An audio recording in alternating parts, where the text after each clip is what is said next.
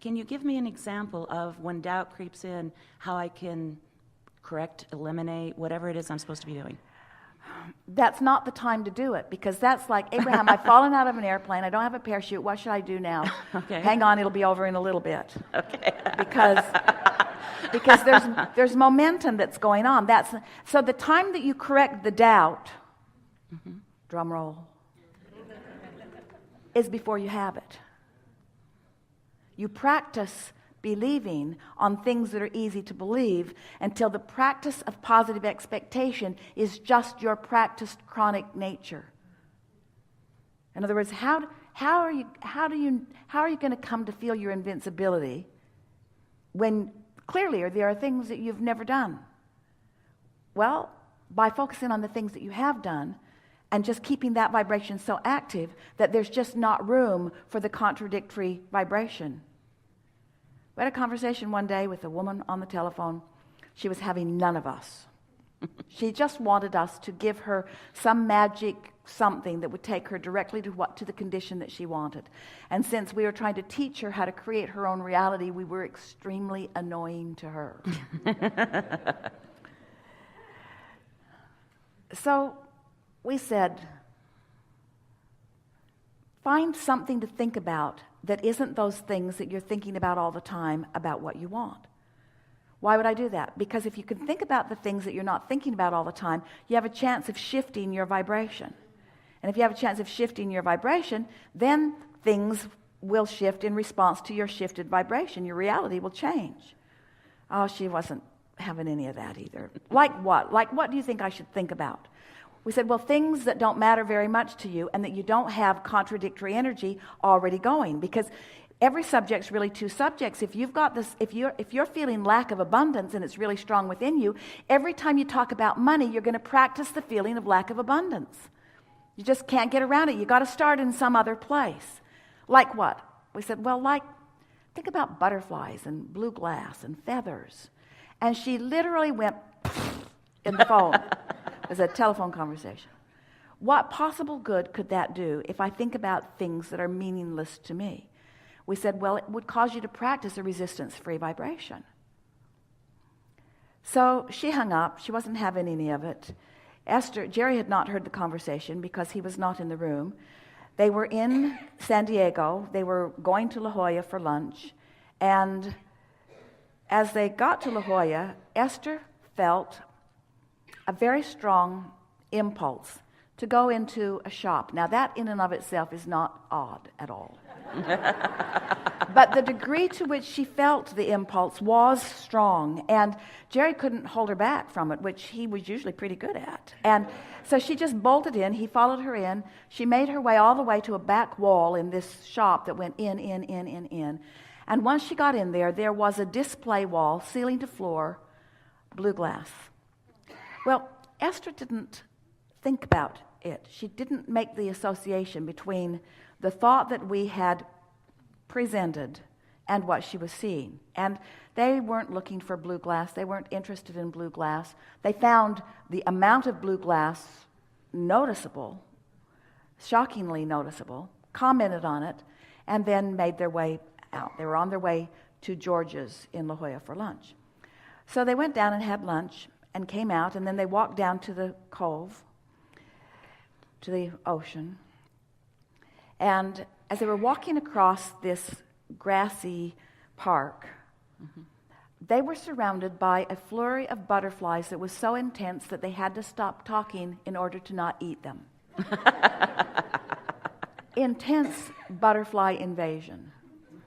And they were laughing and sort of waving them away from their nose and eyes, and still Esther didn't realize what was happening. And then a little boy come running across the field and had something for Esther. He was clearly coming directly to Esther, holding up a feather for her that he had found on the ground. And when Esther took the feather, she realized that the blue glass and the butterflies and the feather had all been something that we had all focused on together in a non-resisted state.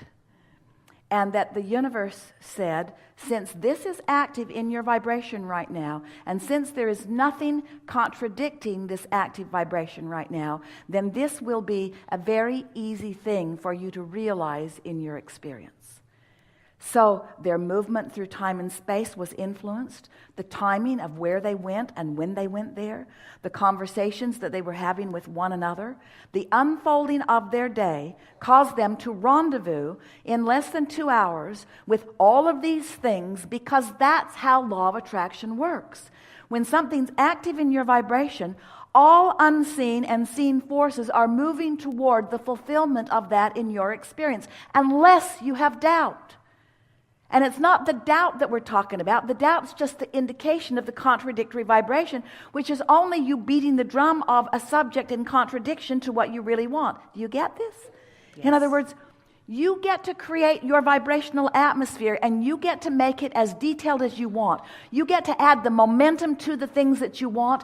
And this time-space reality, if this time-space reality has inspired within you the desire for something, it is our absolute promise to you that it can deliver the goods in fuller fashion than you have even had the ability to imagine in its fullness, because you haven't imagined it in its fullness, you imagined it in its incrementalness.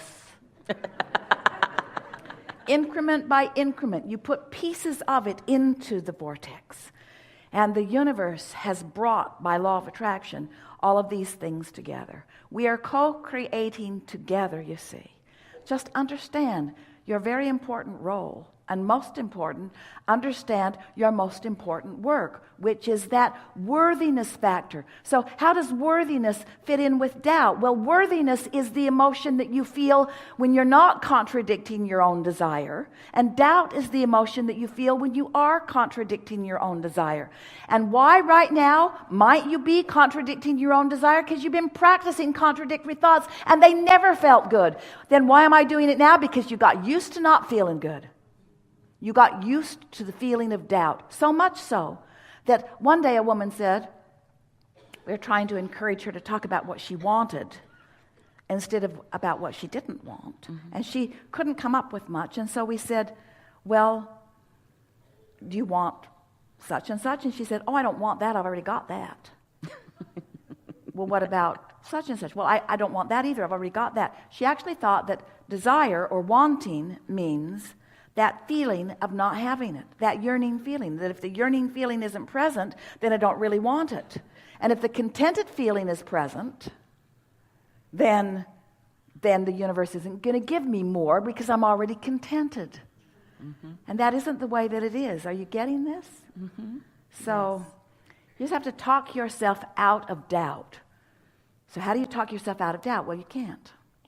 Well, Abraham, you lost your mind. You just said... Talk yourself out of doubt. How do I talk myself out of doubt? You can't. You have to talk yourself into believing, because there's no exclusion in this universe. You can't make something go away. You can only make something else be present. And so when you tune your tuner, you're tuning into frequencies. And it's fair to say, while you're tuning into this frequency, you are tuning out of that frequency. But it is our promise to you that if you were to focus on tuning out of that frequency, you would tune into that frequency that you're trying to tune out of. Are you following us? Mm-hmm. You want to focus on what you want. You want to think about what you want. You want to start slow where it's easy. And if you have to think about butterflies and blue glass and feathers until you can show yourself, Esther and friends, they've had so much fun. They make lists of things that they don't care about, and then they watch how many of them the universe will bring to them today. Long list. Let's go find how much the universe can bring us that we don't care about. Oh, we cared about it enough to write it down. We just didn't care about it enough to worry about it. We just didn't care about it enough to doubt it. And we want everything that you care about to get into that category pretty quick.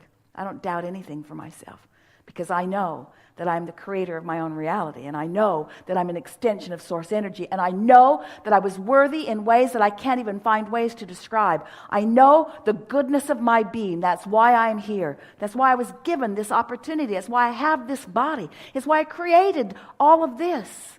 I'm the creator of my own experience. and have guidance that will help me to remember the trajectory that I'm on, you see. Right now, when you think about it, just take your vibrational, emotional temperature right now. Don't you pretty much feel like you can be or do or have anything? Yeah. Can't you feel that you've moved?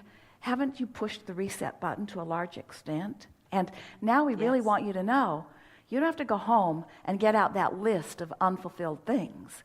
In fact, don't do that. Okay.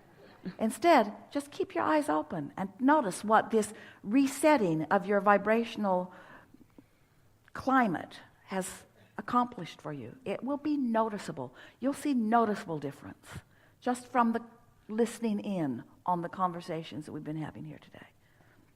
Abraham, you are amazing teachers. Thank you. Well, it's easy for us because we didn't forget.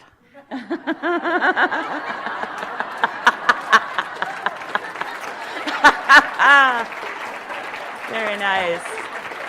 But then you've got us to help you remember. And now you've remembered, you haven't forgotten either. Thank you. Yeah.